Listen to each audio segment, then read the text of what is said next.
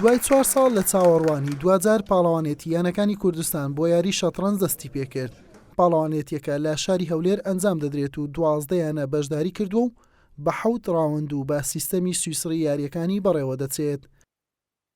تەمان ئێمە ماوەیەکی تقریبا لە ساڵی 2019ەوە ئەم پاڵەوێتە نەکراوەتەوە. ئێمە پێمان باش بوو یانەکانی کوردستان پاڵەنەرچیان بۆ بکەنەوە بۆ ئەوەی هەم مستەوای یاریزانەکان باشتر بێت و بۆ ئەوەی بتوانن زیاتر احتیکاکیان هەبێت و تەدەڕوس بکەن بەر ئەوەی ئەم پاڵەوانێتە پاڵەمەتی نێودەوڵەتیە، یعنی داخلی نێودەوڵەتی دەبێت و ڕێتینجی تێدا یاریزان تێدا بەرز دەبێتەوە.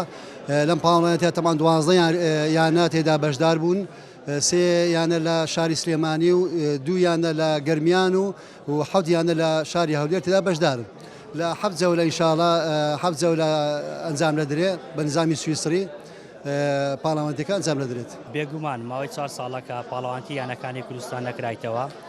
ئەمە خۆی بەڕاستی جێگای نیگەرانیە، بەڵام خۆشبەختانە لەگەر هاتنی سەرۆکی نوێی یەکێتی شەترەنجی کوردستان پەرەی بە بواری شەترەنجدا و توانی کە لە ماوەی ئەو ساڵدا بتوڵەی کوردستان بکاتەوە هەم بۆ فەردی تاک و هەم بۆ یانەکانیش.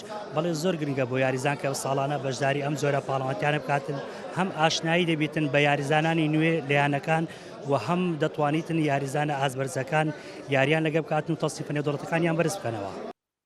پاڵەوانێتی یانەکانی کوردستان لەسەر شێوازی نێودەوڵەتی بەڕێوە دەچێت و ڕێتینجی جیهانی بۆ یاریزانان ئەژمار دەکرێت.